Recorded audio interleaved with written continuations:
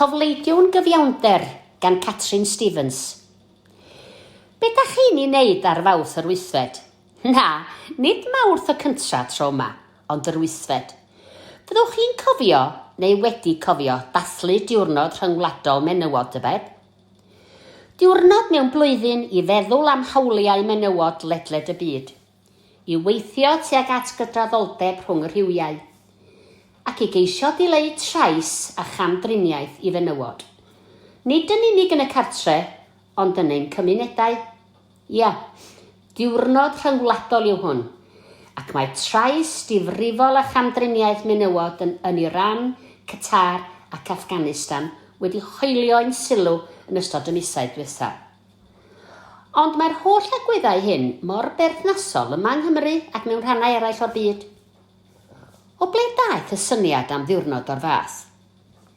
Clara Zetkin, Almaenes, sosialydd ac ymgyrchu dros y bleidlais i fenywod gynigodd y syniad o gynnal diwrnod rhyngwladol, a hynny mewn cynhadledd yn Copenhagen yn 1910.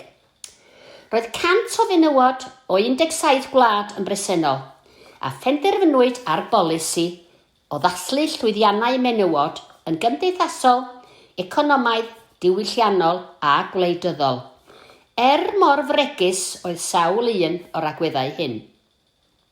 Yn 1911, flwyddyn yn ddiweddarach, ymunodd miliwn o fenywod yn y dathlu ar hyd a lled y byd.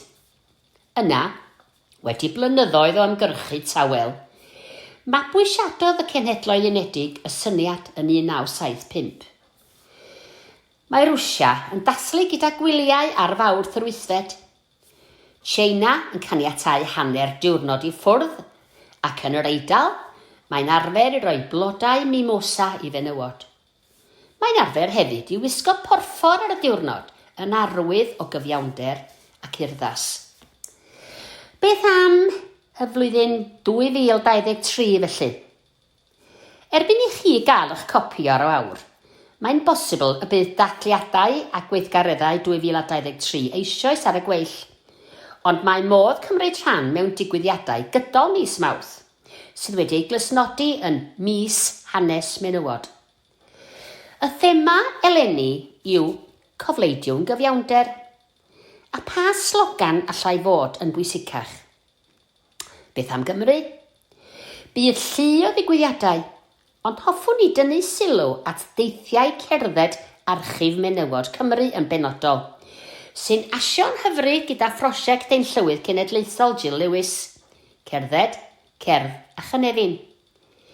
Mae gennym 40 o deithiau yn para rhyw awr a hanner, yr un yn Wrecsam, Llandudno, Bangor, Aberystwyth, Arbers, Caerfyrddin, Abertawe, Penars, y Bari, Caerdydd, Pontypridd, Merthyr Tydfil, y Feni a Chasnewydd.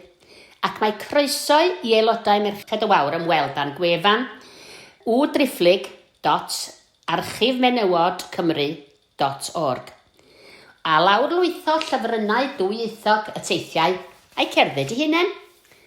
Falle hefyd y bydd aelod o dîm yr archif yn gallu eich arwain os cysylltwch ag info@archifenywodcymru.org. Pwy felly sy'n cael sylw ar rai o'r teithiau hyn? Yn Abertawe, rydyn ni'n cychwyn y daith o flaen y carchar a'r heol ystym Llwynars, lle roedd nifer o ferched yn gaeth i'r ddiod ac yn biteiniaid, yn treulio misoedd lawer yn gwneud lladdur'r caled. Yn ei plis, roedd Cymru Cymraeg fel Margaret Davies o Bontardewe. Bu yn y llys 11 o weithiau am feddwi ac ymddwyn yn afreolus, cyn iddynt ei hanfon i gartref y feddwon ym Mryste i geisio ei hadfer a'i diogelu. Yn yr orsaf cyn mynd, trywanodd y Plismon yn gofal amdani a'i ffin het. Mae ei stori driennus yn enyn ein cydymdeimlad. I'r pegwn eitha arall. Ymhlith Merched Sylweddol Bangor, fel y diwysodd criw Bangor Arwyd Taith, mae hanes Ceridwen Peris, neu Alice Gray Jones o Lamberis, ond am ddim byw am gyfnod ar ffordd y coleg Bangor Ucha. Treuliodd ei hoes yn ymgyrchu dros ddirwest, a bu'n olygydd cylchgrawn Cymraeg i ferched y Gymraes, yn olynydd i Granogwen o 1896 tan 1919, dros 20 mlynedd.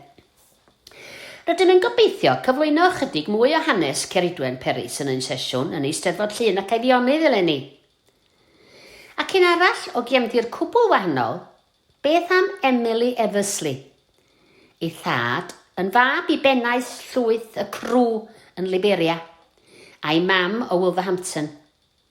Bu'n gweithio yn ffatri batris Crompton yng Nghasnewydd, a bu hi a'i chyd-ofalwyr yn brwydro'n llwyddiannus am gefnogaeth ariannol i ofalwyr maes. Menywod sydd wedi anghofio ei hesgeluso gan heneswyr yw'r rhain, a bu'n fraint ail ddarganfod ac ail gyflwyno'r 140 ohonynt trwy'r teithiau cerdded hyn. Pa ffordd well o dreulio diwrnod rhyngwladol menywod yn ein hanes menywod eleni?